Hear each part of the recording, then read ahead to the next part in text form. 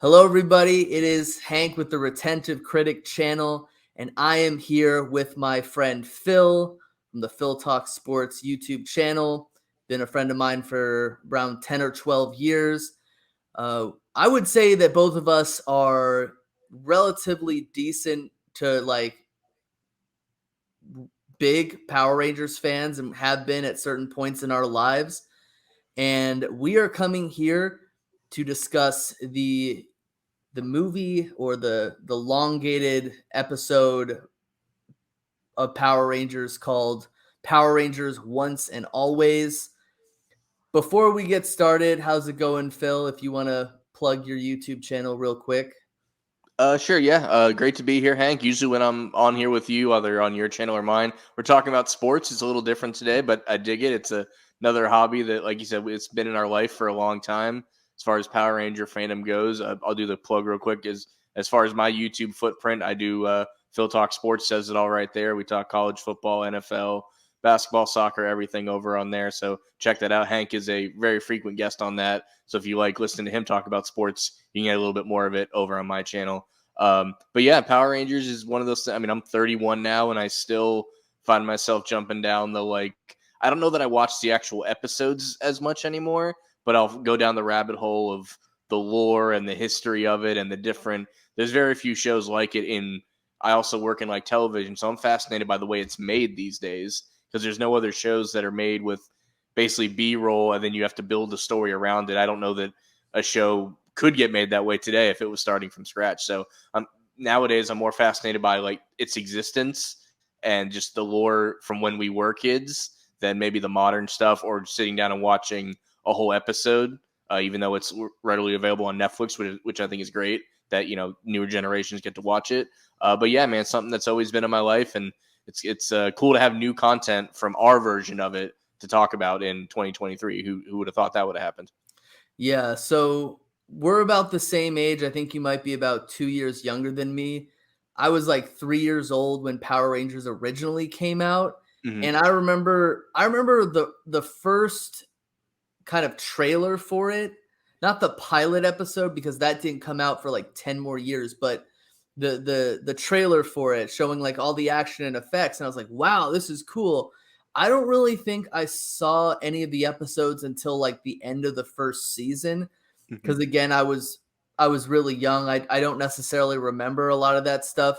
I remember mostly the second season because that's when I really started getting into it, like owning the videotapes and the action figures where you squeeze the legs and the head flips.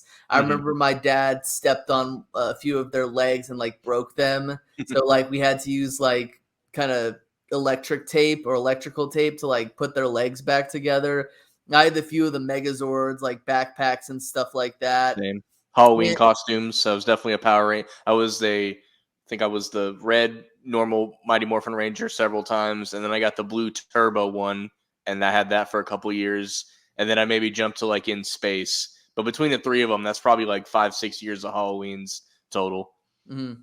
Yeah, I think I was a Green Ranger, and then I was a Gold Ranger, and then I think I was like a ninja for a few years, and then I think that I lost a bit of interest in the show as like other entities like Pokemon started I was becoming I really was big. just about to say I think Pokemon I was basically a Power Ranger kid up until Pokemon showed up. I don't have an initial memory of Power Rangers. I can honestly say it's always been in my life. Like my earliest memories, Power Rangers is already a thing, and it probably Mhm. lasted up until 98, 99 when Pokemon took over that craze. We had I'm not going to call it Comic-Con, but a Comic-Con type thing in Daytona Beach, and the Power Rangers were supposed to be there, so my mom took me to the Ocean Center, is the arena here, but we didn't realize they weren't all going to be there at once. They were staggered throughout the day. So as a Mhm. kid, I'm hoping to meet, Tommy. I did end up meeting Kimberly, which was awesome at the time.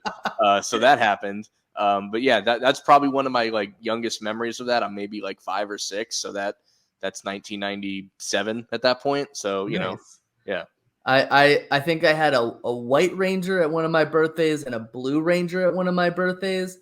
But I think it wasn't until I was like in high school where I really discovered what the source material was. Hmm. Phil and I have conversations where he's like, "What? Why does this happen? Why do you think it happened like that?" And I was like, "Well, you see, in Japan, this is how the source material was, and this is why they did what they did." And Phil's just like, "Okay, okay, cool." No, if I ever have a question, like I'd like to think I know more about Power Rangers than maybe the average person, but there's people that this is their one and only, fandom thing. I'm someone who spans like when my office is normally set up. That's why I'm doing this from the command center right now because my office doesn't look great right now. But between sports and Pokemon and Power Rangers and other animes, Dragon Ball Z, whatever, it stretches over a little more. There are people that Power Rangers is just their thing, so they're gonna know every little thing about it.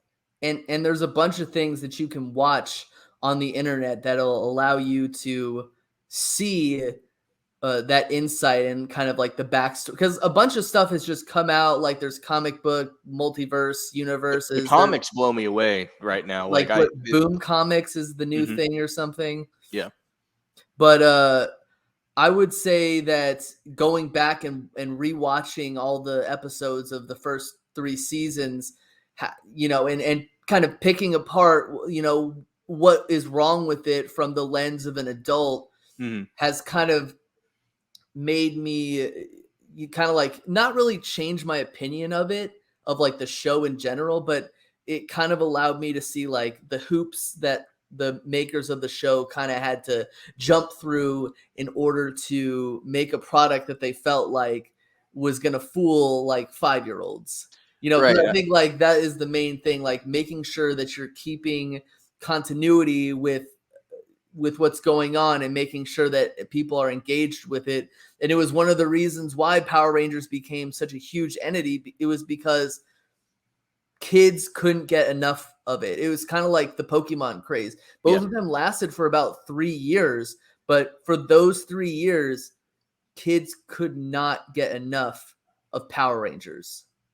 yeah, and it's really something that it's not comparable to the early '90s, but like it's still being ridden out today, and the toys still generate millions of dollars a year and whatnot. And you go back and watch it through the lens of like creating content.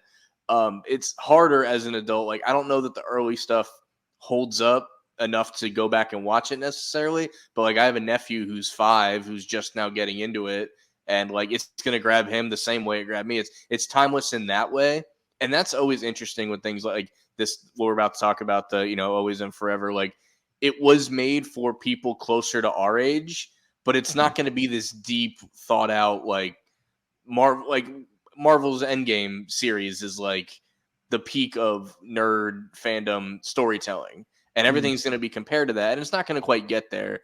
But we'll eventually move into talking about just that alone. But like this was the closest thing to being made for 30-year-olds and not 7-year-olds Yeah. that they've made so far. Exactly. And you called it Always and Forever. That would have been a great name for it because there was already a Power Rangers like episode called like Once a Ranger, Always a Ranger. I think it was Hmm. called Once a Ranger. Yeah. Um I didn't like this title personally because I was like, this is just too close to that other title.